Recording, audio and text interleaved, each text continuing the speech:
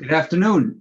I am here today with Gary Schoelkopf, restaurateur and owner of both the Poorhouse in Tinton Falls and the Sitting Duck restaurant in Long Branch. Good afternoon today, Gary. How are you? How is your family doing? Good, Rich. Everybody's doing fine here. How are you making out? Very good. That's the important thing, that everybody's healthy. Gary, you've been in the restaurant business for many years. How long have you been in this business? I've worked with these restaurants for 34 years, and I've owned them for 26. 26. So you started out in what position in the restaurant business? I was a manager. A manager. Okay. Now you are an experienced multi-unit operator. As I just mentioned, you have two restaurants, but at one time you had four. Is that correct? That's correct. And you sold a couple of them, and you're retaining two now, and you had to close both of these restaurants because of the mandated state order in March. That is correct, just like everybody else. Just like everybody else. Now, speaking of everybody else, I've interviewed quite a few restaurateurs and talked with many of them over the past 3 months. And when it comes to curbside dining and pickup and delivery, some say to me, at least it pays for the help. Some say to me, I'm just about breaking even. Some say it's marginally profitable, but your takeout business in both your restaurants has been very vibrant. Why do you think that's been? We have a very strong local base. They're not driving by and coming from North Jersey or anywhere else. In particular, Sitting Duck is nestled in a residential neighborhood, and basically all those people were not working. And so everybody is at home all day long. And so they're right there. They're 3 blocks and they can walk to where they want to eat. And the Sitting Duck set up like a little bodega there where obviously they're selling liquor and we're selling gloves and whatever the people needed because they didn't really want to go too much out of the neighborhood. Poorhouse initially was very slow because there was absolutely nobody around for the first 2 or 3 weeks. Everybody was scared and everybody was staying home. Even when we were slow in the very beginning, I didn't let my major guys go in the kitchen. I kept 4 cooks at night, 2.5, 3 guys during the day, and a dishwasher and a prep person so that we could dish out some good service. Some of the complaints we heard from our guests coming in was that some places were not too organized, some places were not too quick, but we have in the evenings 4 people that are basically dealing with I have 4 managers that are basically dealing with the to-go orders. One answers the phone, one rings it in and brings it to the kitchen, and the other 2 managers in the kitchen staple it to the bags and make sure that the correct ingredients and products go into the bags. And it moves along like a fine-tuned machine. I also have 4 cooks at night. I didn't skinny down to 2 or 3 because the people don't want to wait. The phone does not stop ringing from 3:30 in the afternoon till 7:30, 8 o'clock at night. Almost Wow. every day of the week. Wow. So while we have good drive-by ability, 99% of these people are my regular customers anyway. And so I don't think we're doing anything unusual that we didn't do before, but we didn't lower our bar a little bit by trying to scale back on the kitchen staff. Because I realized that if you let those guys go that I've trained for the last 5 or 10 years, we will never, ever see that group back again. So I kept them on, and that's added to the whole picture over there of why both places are actually cranking out some serious to-go business. And when you say cranking out, each place is doing north of $20,000 a week in to-go. Is that correct? That is correct. Wow, those are some numbers. And most of that is food. Almost all of it. Very, like 5% might be the liquor, maybe. But before this started, let's go back, roll the clock back to February 15th, around there, 2020. How many full-time employees did you have in both of those restaurants? Let's not say full-time. How many employees total did you have in both of those restaurants? Approximately 65. And we retained 25 of those people. Maybe a little bit more, maybe 30 of those people. Most of them are working in the kitchen. We keep a couple, obviously the managers are still on staff. We've reassigned job titles so that we can retain more people. And did you get any help? Did you apply for the PPP federal program to get any? Yes, you did. In one restaurant we did. The other one we are going to make that application shortly. With the same bank? Yes. Okay. All right. Our bank recently changed from Two River to Ocean First, right at the beginning of the coronavirus outbreak, which added to the turmoil of what was happening. But they did an excellent job. They shuffled us right through the pipeline. We were 11-year customers at the other bank, and so the loan application was, sailed right through. So regarding that bank, so Ocean First, I guess now has your mortgages on both your properties. Is that correct too? That's correct. Have you gotten any help from them? Have they given you any forbearance on payments? Yes, right out of the gate before the COVID thing really kicked in on the Monday when we had to close, the bank called me and said that right out of the gate they would, ease the mortgage for 3 months and start paying 90 days down the road. So I thought that was nice for somebody that we didn't really even know was the, second week that they were there. They've also come back actually today with another go round of offerings of, do you want to just pay interest only? Do you not want to pay for another 90 days? And so I, have to make a decision what we really want to do with them. But they've done a very good job. Very good. Very good. Now, you mentioned about keeping your employees and trying to hold on to them during this pandemic, but are you making any changes to your restaurant, whether they be physical, operational, or concept driven during this downtime? Definitely. Well, we've done a lot of repairs and maintenance, obviously. And one of the things that we actually did was I put in touchless doors. All you have to do is come to the front door and wave your hand in front of the sensor, and you don't have to touch that door that everybody else has touched for the last 10 years. Even though we clean it regularly, it seemed to be a sticking point with people. So I installed that about 2 or 3 weeks ago. And most of the people that I come in contact with at night are, happy to see that, especially people in the under 50 range. The over 50 takes them a little getting used to get out of the old habit of grabbing the handle and, waving the thing, but we've got signs. So, but everybody seems to be very happy with it. We put it out there on the internet and the response has been very positive. You also told me you have hand sanitizers all over and signage and everything else in your restaurant. That's been there. That hand sanitizer has been in the entrance to the 3 dining rooms for the last 12 months at least. And it's at both front doors. So we're ahead of the curve with a big sign that says, sanitize and wash your hands here before you come in. And, some people do it. We're encouraging people to do it. They have to do it now when they come into the building. With reference to New Jersey, to the reopening of the economy, most people say we're moving way too slow. Do you agree? It would seem so compared to everybody else, but I'm not in the driver's seat. That person is responsible for a lot of places, a lot of businesses. From my standpoint, it's very slow. I don't know how they can open pools and other things, and we can't open the restaurants. We're 6 feet apart. We're sanitizing. We're taking temperatures. We're following gloves and masks and hats, pretty much what we did before this all happened. But they need to get going with this economy, or there won't be any economy left. Especially the restaurant owners obviously are hurting. We're going to hit month number 3 of this, and inside people will not see dining till probably sometime in early July, if we're lucky. You're right. Well, we're approaching 90 days, and the restaurants are still not open at all. And on Monday, they're allowed to open for outdoor seating. Is that something that you're going to work on, outdoor seating in your 2 places? We're going to take a wait-and-see attitude. We're not really set up, but we could do it very easily. I'm hoping that within 2 weeks that we hit that July 4th weekend and the governor says, okay, inside dining is going to be allowed for opening with restrictions. I don't really want to make that initial investment of buying tables and chairs for the outside with umbrellas to sit in the parking lot. During the daytime, I spend most of my time in the kitchen. From 3:30 till we close, I'm on the phone out front and I'm in touch with the customers.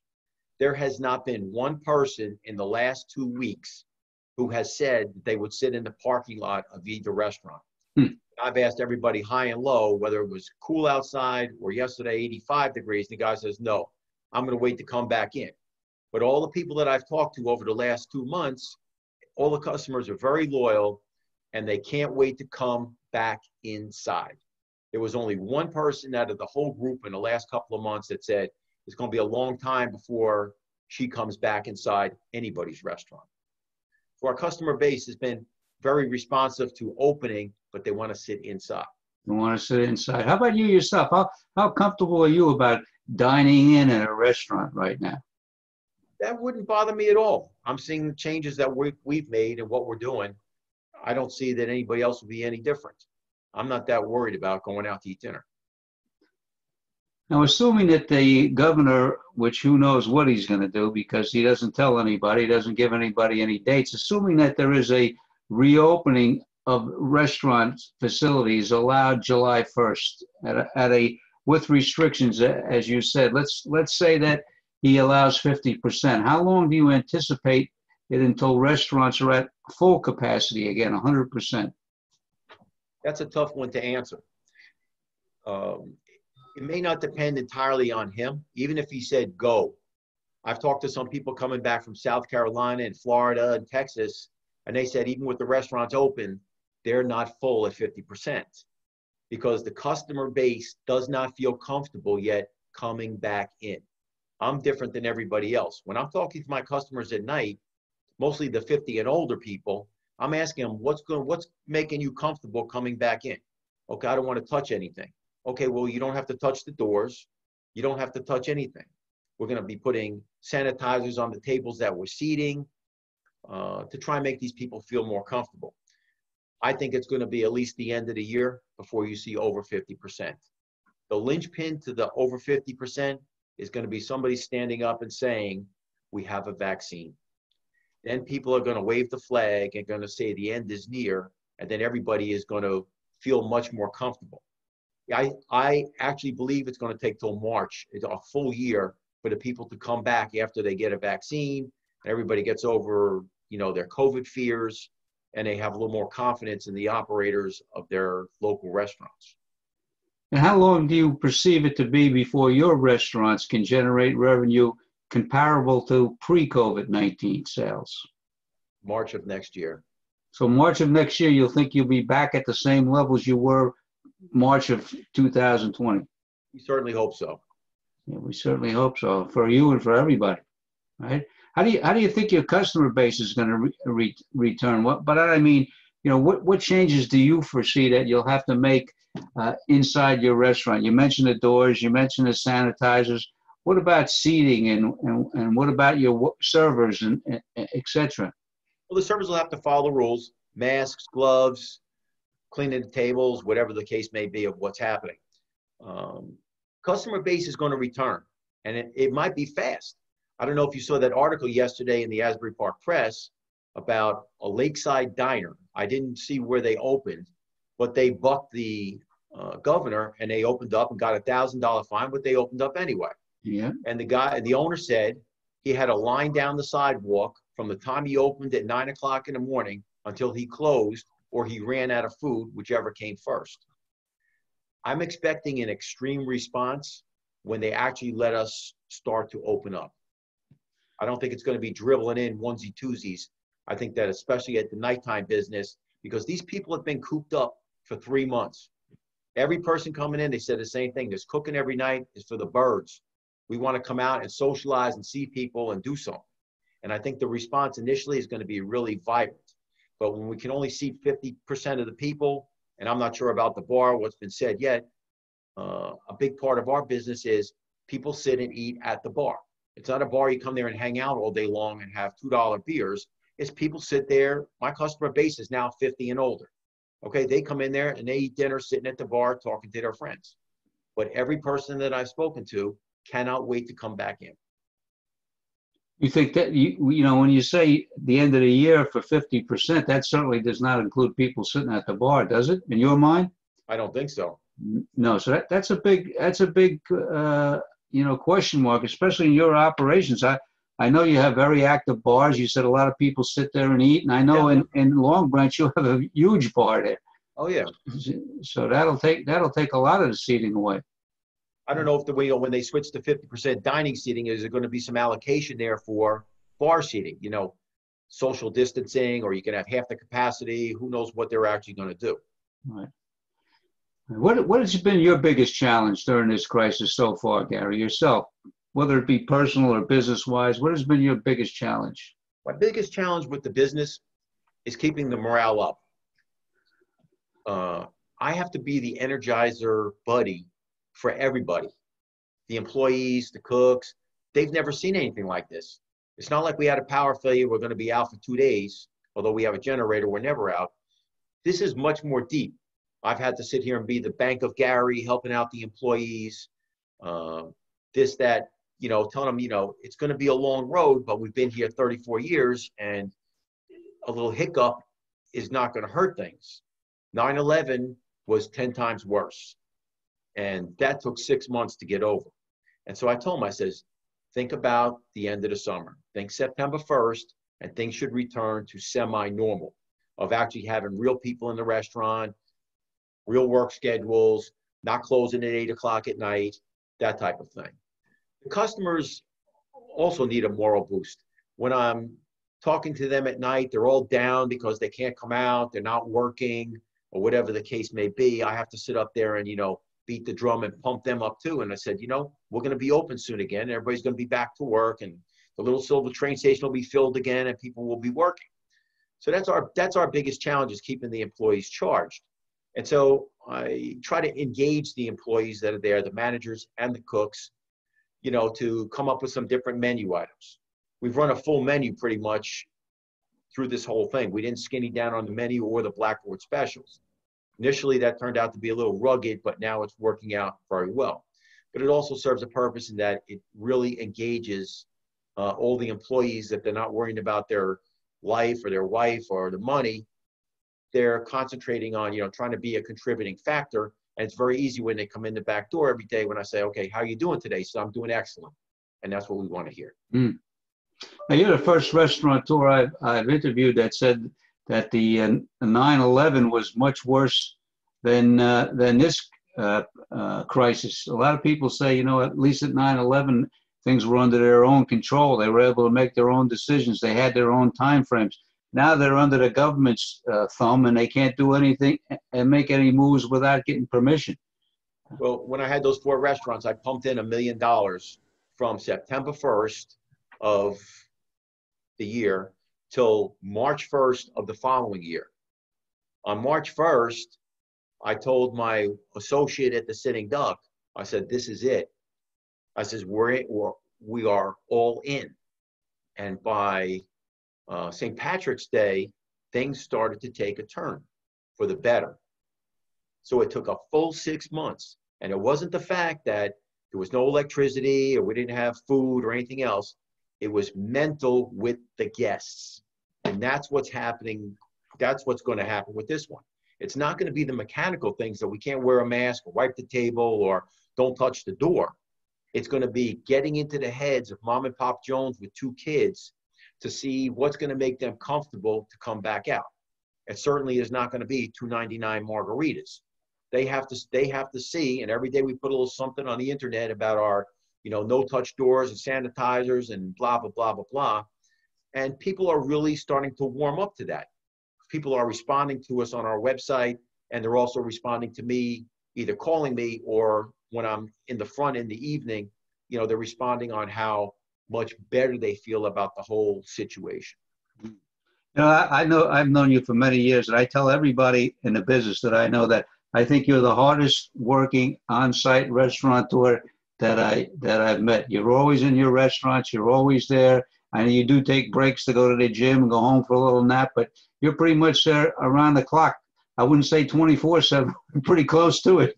Pretty close to it. Yeah. But that keeps the morale high, because they see, me working hard, and so they work hard. And if I'm upbeat when I come into the work and I'm the one getting beat up, they're still getting a paycheck. Okay, I'm the one getting beat up. So, while they're talking to each other, he says, okay, well, this guy's doing the job. We have to stand up and we have to, march right along the road with him.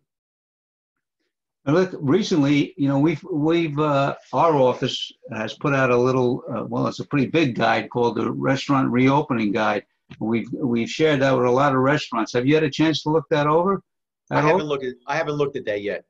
Yeah, that's a reopening guide we put together with about 15, 16 different restaurateurs of, trying to give the restaurant industry a jump because, there are no warnings. There are no alerts. When it's time to open, you got to be ready to Oh open yeah. it, and you got to play by the rules, Everybody, we're getting ahead of the curve. Put up the plastic shield around the hostess stand, which we rebuilt. We put sanitizing wipes on the tables. We made a seating chart for COVID for 25% and 50%. How we're going to seat the tables. It's workable. It's gonna be something different that we're not used to, and you have to be very disciplined because I think the customers are going to be very critical of skipping a beat. Yeah. And probably a lot of customers are going to be a leery at the beginning. Should I go back? Shouldn't I go back? When they go in, what are they going to see? So it's going to take a little time for everybody to get familiar with the new rules of the game, if you will. How about to your fellow restaurateurs? What can you share with them? You talk about your workers and your place and keeping them upbeat and optimistic. What can you share with your fellow restaurateurs today? Well, we have to keep the faith. This is just another hiccup, like 9/11, like Sandy, where we were closed for 14 days. It will pass. The tragedy is on the other end. We're riding on the gravel road. When are we going to hit the asphalt? I'm planning for long term. I socked away money for this rainy day and the storm is here. So I'm not sweating making it to September, October, or December. I'm wondering, for everybody, what are we going to have on the other side? Certainly we are reducing hours. You're now only going to be able to open for your most productive hours. Once the governor lifts the rule, pretty much you'll be able to open when you want. But I don't foresee anybody coming out at 1 o'clock in the morning to eat a hamburger for quite a long time. So I think with everybody along the way, they have to keep the faith and trudge along. A couple of friends of mine that just locked the door, and one's in Miami, someplace else. They said, I'll come back when this is over. They don't want to get involved with it. They don't want to beat the drum. They don't want to stand there and be the Energizer bunny. So it's going to be a tough go. How about your customer base? What would you like to say? If you could address them all right now, what would you like to say? I know you said you speak to many of them as they come in, but there's many more that haven't been back. What would you want to say to them? Yeah. I said, we welcome you back. We'll be ready to receive you in a good, healthy fashion and following all the rules, and nothing will have changed as far as the quality, the price, or the food. Well, I wish you luck, Gary. I want to thank you for this time today. We all hope this pandemic ends. We all hope that the restrictions are lifted and sooner or later get back to somewhere around normal. And what you said is very important. One day at a time, keep the faith. That's all we can do. Thank you for your time today. Thank you. You have a great day. Thanks, Rich. Appreciate it. Bye-bye now.